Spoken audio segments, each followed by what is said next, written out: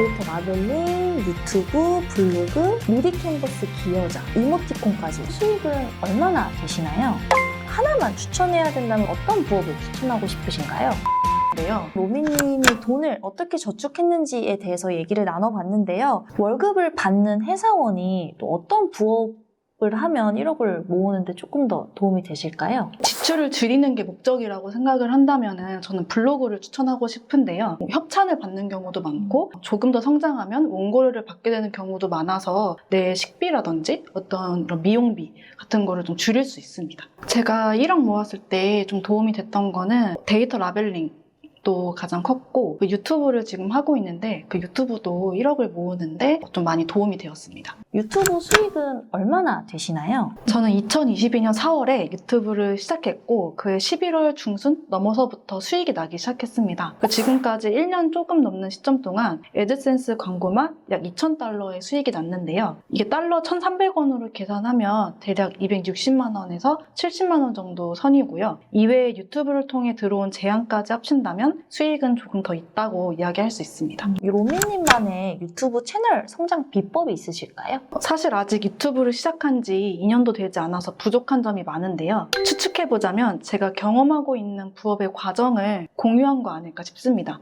작년에 한 기업에서 협업 문의가 왔었는데요. 그때 부업을 소개만 하고 끝나는 게 아니라 어떻게 할 수 있는지 그 경험하면서의 과정을 보여준 게 좋았다라고 이야기를 해주신 적이 있습니다. 저도 한 구독자로서 로미님이 부업에 대해서 좋은 정보를 알려주는 것도 참 많이 도움이 되었고 이렇게 로미님이 부업을 통해서 실제로 1억을 모으는 데 성공하셨다고 하니까 저도 좀 1억 모으기를 도전을 해야 되나? 라고 이렇게 좀 결심을 하게 되는 좋은 계기가 되는 것 같습니다. 그러면 로미님처럼 이제 부업으로 유튜브를 시작하려고 하는 사람들이 있다면 필수로 필요한 3가지가 있다면 어떤 게 있을까요? 저는 주제, 간단한 컷 편집 능력, 마이크 3가지라고 생각하는데요. 이 컷 편집은 요새 간단한 영상 편집 프로그램이 많아서 유튜브를 보고도 배울 수 있기 때문에 가장 중요한 건 여러분이 선택한 주제에 대해 얼마나 많은 이야기를 할 수 있을지에 대한 부분이라고 생각합니다. 데이터 라벨링을 통한 수익은 얼마 정도 되시나요? 데이터 라벨링 1년차 때인 22년도에는 약 2,200만 원이었고 2년차인 작년에는 약 970만 원 정도 됩니다. 저는 데이터 라벨링을 본업으로 생각하지 않았고 다른 부업과 동일하게 생각을 했기 때문에 이 부업이 안 되면 유튜브라든지 블로그라든지 다른 부업에 조금 더 시간을 쓰려고 노력했습니다. 그러면 데이터 라벨링 전망에 대해서는 어떻게 생각하시나요? 우선 인공지능을 활용한 것들이 실생활에 많이 쓰이고 있기 때문에 인공지능에 대한 전망은 밝을 거라고 생각하는데요. 제가 처음 데이터 라벨링을 접하고 일했던 이런 단순 라벨링은 줄어들고 전문성을 요하는 부분에서 데이터 라벨링이 필요할 거라는 생각이 듭니다. 저도 올해 상황을 지켜봐야 할 것 같습니다. 데이터 라벨링에 대한 로미님의 솔직한 이야기를 들어봤으니까 이번에는 블로그에 대한 질문도 좀 드릴게요. 블로그 수익은 어느 정도 되시나요? 사실 저는 수익화를 성공한 케이스는 아닌데요. 초반에는 체험단 활동이 주였고 그 이후에는 간간히 원고료를 받았지만 가장 많은 수익의 부분은 애드포스트예요. 2020년 5월부터 현재까지 230만 원 정도의 수익을 냈습니다. 이 애드포스트는 제가 쓴 글에 광고가 붙는다고 생각하면 되는데요. 이제 제 글을 본 사람들이 광고를 클릭해서 보게 되거나 그럴 경우 단가가 책정이 돼서 수익을 얻게 되는 겁니다.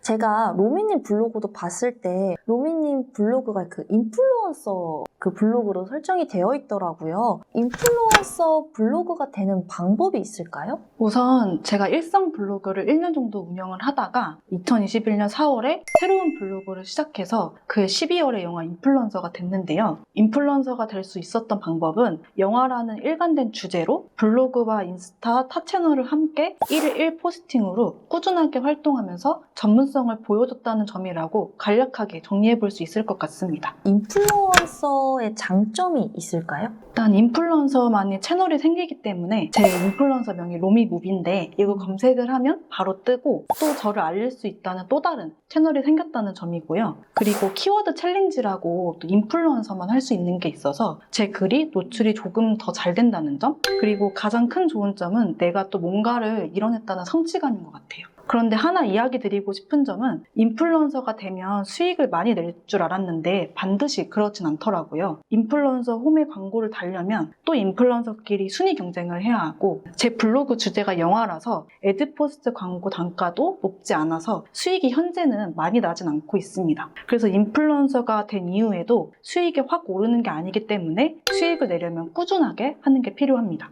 그러면 지금까지 저희가 로미님의 다양한 부업 종류에 대해서 좀 여쭤보고 답변을 들었는데 말씀 주셨던 거 외에도 또 하고 계시는 부업이 있다고 들었어요. 또 어떤 부업을 또 하고 계시나요? 미리 캠퍼스 기여자라는 것도 하고 있고 또 이모티콘 작가로도 활동하고 있습니다. 미리 캠퍼스 기여자가 좀 저한테는 생소한데 미리 캠퍼스로 어떻게 수익을 낼 수 있는지 궁금합니다. 포스터나 썸네일 등을 무료로 만들 수 있는 곳입니다. 이때 포스터에 들어가는 요소들이라고 하는데요. 요소들을 그리거나 제작해서 올리는 거고 이 요소를 사용하는 사람이 있다면 수익이 나는 구조입니다. 그래서 사용할 만한 요소들을 잘 생각해서 이 미리 캠퍼스 기여자라는 곳에 업로드를 하면 심사를 통해서 승인이 되게 됩니다. 전 작년 2월쯤에 많은 분들이 미리 캠퍼스 기여자를 알게 된 시점에 저도 도전을 했는데요. 작년 3월부터 10개월간 약 89만 원의 수익을 냈습니다. 블로그나 유튜브 같이 미리 캠퍼스 기여자도 누구나 도전해 볼 수 있긴 한데요. 투자하는 시간, 또 퀄리티 등은 사람마다 다르기 때문에 모든 부업이 누구나 같은 수익을 낼 수 있는 건 아니라는 점은 부업을 시작할 때 충분히 인지하고 있어야 하는 부분이라고 생각합니다. 이모티콘 작가로도 활동을 하고 계신다고 하셨는데 이모티콘 부업으로는 좀 어느 정도 수익을 버셨을까요? 제가 그림은 배운 적은 없는데 그리는 걸 좋아해서 이모티콘 부업에 도전을 했고 약 60만 원 정도의 수익을 얻었습니다. 조금씩 수익이 쌓이고 있고 또 이모티콘 경험으로 전자책을 냈던 경험이 있어서 이것도 추가적인 수익이 나고 있습니다.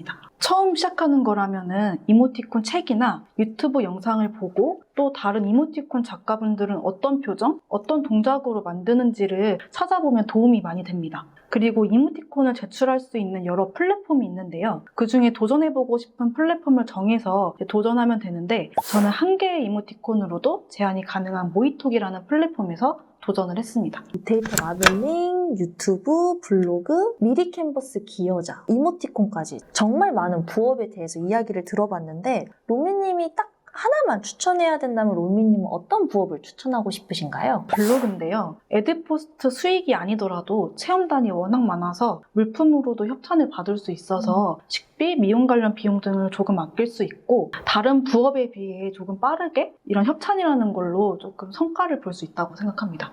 로미님처럼 엔잡러를 꿈꾸는 많은 분들에게 전하고 싶은 이야기가 있다면 부탁드립니다. 저는 재능이 많고 특별함을 가진 엔잡러는 아닙니다. 처음 블로그를 시작으로 나한테 맞는 부업이 뭐가 있을까? 또 수익을 낼 수 있는 부업이 뭐가 있을까 고민하면서 수익이 많이 나지 않더라도 하나씩 도전하다 보니 많은 것을 하게 된 엔잡러입니다. 높은 수익으로 결과가 바로 나오면 좋겠지만 쉬운 일은 아니라고 생각하는데요. 여러 부업에 도전하면서 회사가 아닌 내 힘으로 나는 100원이라도 벌어본 사람이다 라는 걸 느끼면서 해보지 않으면 결과를 알 수 없다는 생각을 하게 됐습니다. 수익을 내지 못한다고 해서 실패한 게 아니라 경험이라는 큰 자산을 얻을 수 있다고 생각하는데요. 이 자산을 어떻게 사용할지는 본인에게 달려있기에 마음만 먹지 말고 2024년에는 하나의 부업에라도 도전해보셨으면 좋겠습니다. 마지막으로 지금까지 시청해주신 크라우드 아카데미 구독자분들에게도 한마디 부탁드릴게요. 네, 오늘 많은 이야기를 나눴는데요. 각 부업에 대해 자세하게 이야기 드릴 시간이 충분하진 않았던 것 같습니다.